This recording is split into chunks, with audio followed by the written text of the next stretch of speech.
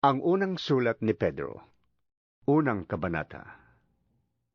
Mula kay Pedro, apostol ni Jesucristo, sa mga hinirang ng Diyos na nakakalat sa mga lalawigan ng Ponto, Galacia, Cappadocia, Asia at Bitinia. Kayo'y pinili ng Diyos Ama ayon sa kanyang kaalaman sa mulat mula pa at ginawang banal ng Espiritu Santo upang maging masunurin kay Jesucristo at maging malinis sa pamamagitan ng kanyang dugo. Sumainyo nawa ng sagana ang pagpapala at kapayapaan. Pasalamatan natin ang Diyos at Ama ng ating Panginoong Jesucristo dahil sa laki ng habag niya sa atin. Tayo'y binigyan niya ng isang panibagong buhay sa pamamagitan ng muling pagkabuhay ni Jesucristo mula sa mga patay, at ito ang nagbigay sa atin ng buhay na pag-asa. Makakamit natin ang isang kayamanang di masisira, walang kapintasan at di kukupas, na inihanda niya sa langit para sa inyo. Sapagkat kayo'y nanalig, iingatan kayo ng kapangyarihan ng Diyos habang hinihintay ninyo ang kaligtasang niyan na ihahayag sa katapusan ng panahon. Ito'y dapat ninyong ikagalak kahit na maaaring magdanas muna kayo ng iba't ibang pagsubok sa loob ng maikling panahon. Ang gintong nasisira ay pinaparaan sa apoy upang malaman kung talagang talisay. Gayon din naman, ang inyong pananampalataya na higit na mahalaga kaysa ginto ay pinaparaan sa pagsubok upang malaman kung talagang tapat. Sa gayon kayo'y papupurihan, dadakilain at pararangalan sa araw ng mahayag si Jesucristo. Hindi ninyo siya nakita kailanman, ngunit siya'y inibig na ninyo. Hindi pa rin ninyo siya nakikita hanggang ngayon, ngunit nananalig na kayo sa Kanya.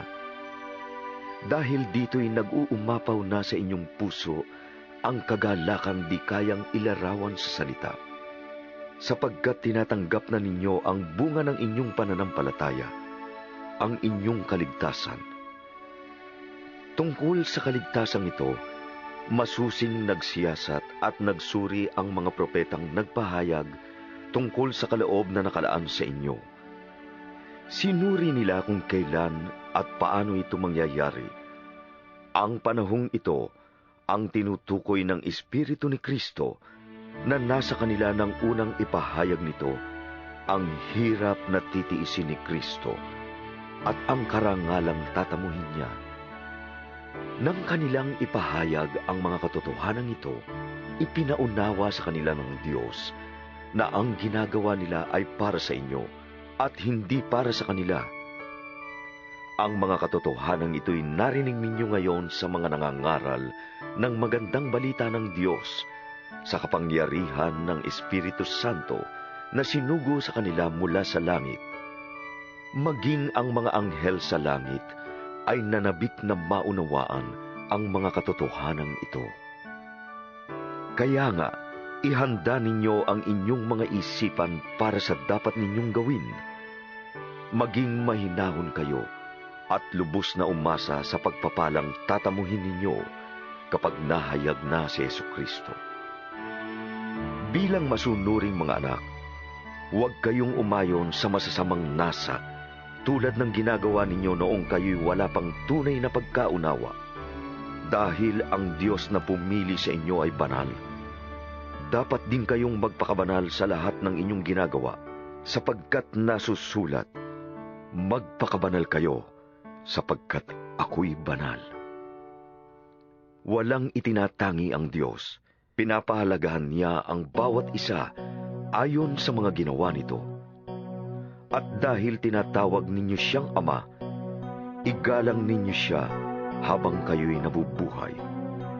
Alam ninyo kung ano ang ibinantubos sa inyo sa walang kabuluhang pamumuhay na inyong minana sa inyong mga magulang. Ang ipinantubos sa inyo'y hindi ang mga bagay na nasisira o nauubos, tulad ng ginto o pilak, kundi ang mahalagang dugo ni Kristo, Siya ang korderong walang batik at kapintasan. Pinili na siya ng Diyos sa gawain ito bago pa nilikha ang daigdig. At ipinahayag siya alang-alang sa inyo bago sumapit ang katapusan ng mga panahon. Dahil kay Kristo, nanalig kayo sa Diyos na sa Kanya'y muling bumuhay at nagparangal. Kaya't ang inyong pananampalataya at pag-asa ay nasa Diyos. Ngayong malinis na kayo dahil sa inyong pagsunod sa katotohanan at nag-ahari na sa inyo ang tapat na pag-iibigan bilang magkakapatid, naway maging maalab at taos sa puso ang inyong pagmamahalan. Sapagkat muli kayong isinilang, hindi sa pamamagitan ng taong may kamatayan, kundi sa bisa ng buhay at di nagbabagong salita ng Diyos. Ayon sa kasulatan, ang lahat ng tao ay gaya ng damo, gaya ng bulaklak nito ang lahat niyang kariktan. Ang damo ay natutuyo at nalalanta naman ang bulaklak. Ngunit ang salita ng Panginoon ay mamamalagi kailanman. At ang salitang ito, ang magandang balitang ipinangaral sa inyo,